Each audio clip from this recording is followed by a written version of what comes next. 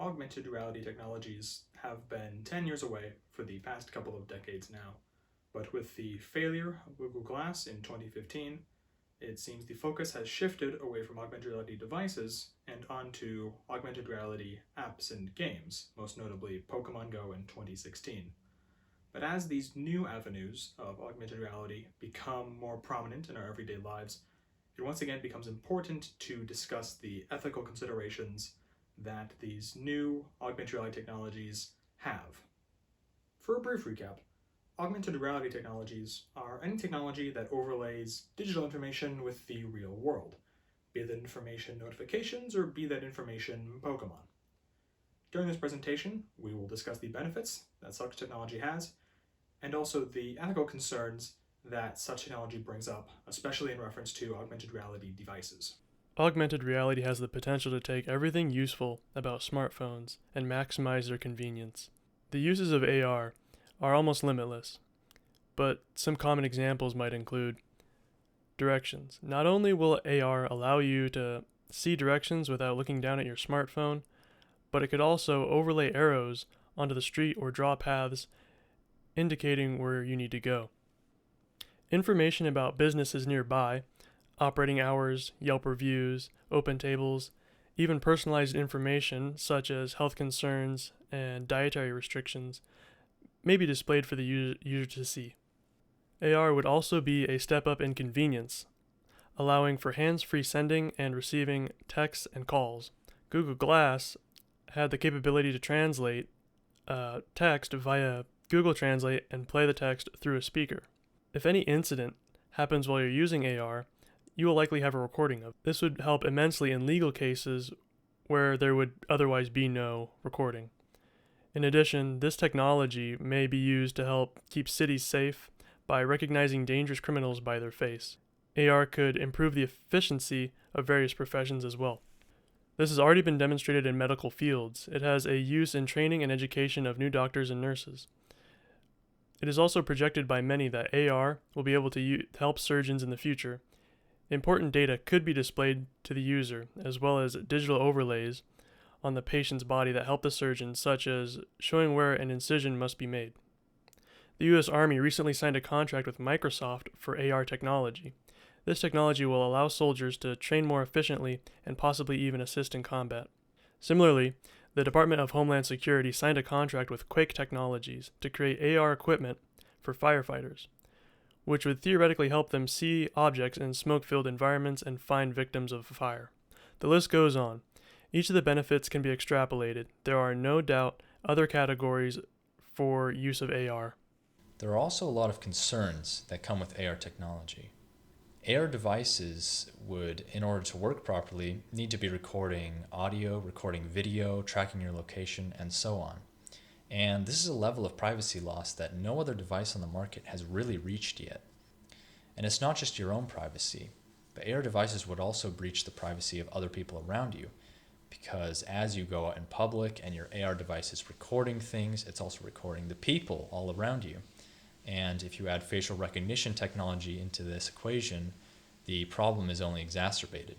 AR devices would collect a high amount of data, and that data now belongs to the company that owns the device, and they can use it for either good or bad reasons.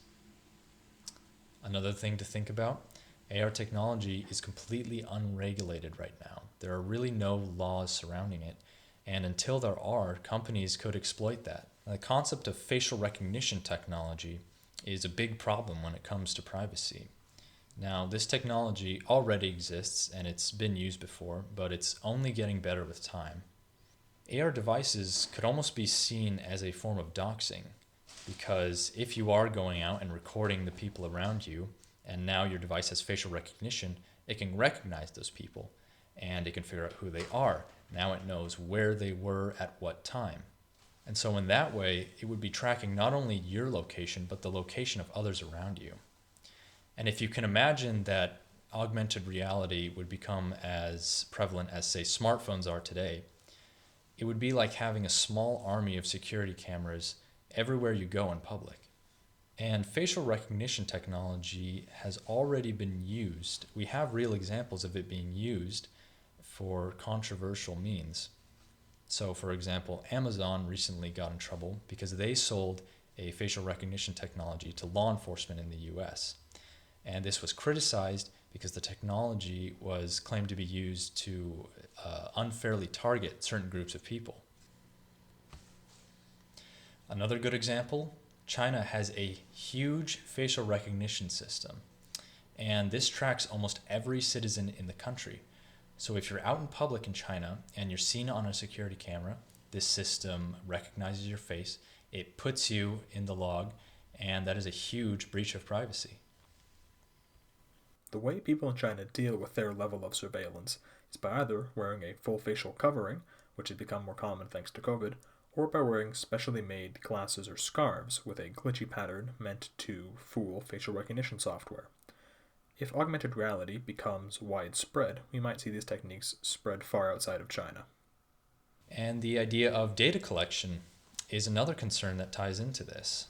Now, smartphones already collect a lot of data, but if you can imagine, smartphones don't really collect data by necessity.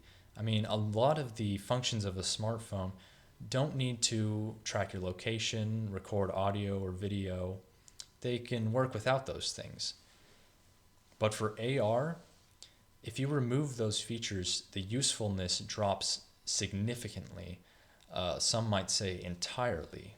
In order to use AR efficiently, there is an inherent surrendering of your privacy. And in fact, the more usefulness you want to get out of it, the more privacy and the more personal data you have to give up.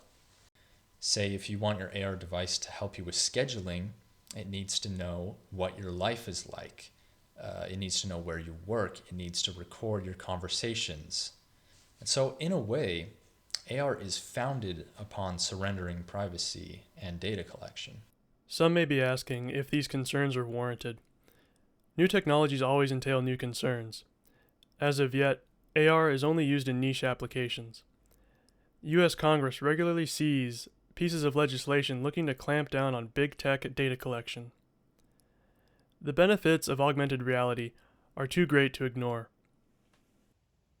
The proliferation of augmented reality technology appears to be inevitable, and for several industries, such as emergency response, medicine, and many others, the technology is incredibly valuable.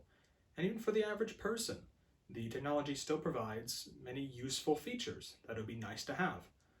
But as the average person interacts more and more with augmented reality in their everyday lives, these ethical considerations about data collection and about privacy need to be considered before the technology is widely adopted or made pseudo-mandatory, like smartphones are today. In the long run, augmented reality will probably end up similar to the smartphone, a pseudo-mandatory and ever-present in our everyday lives. And hopefully, by the time that this comes around, the people developing the technology or legislators thinking a bit ahead will have thought of solutions to the problems that these devices pose to data collection and individual privacy.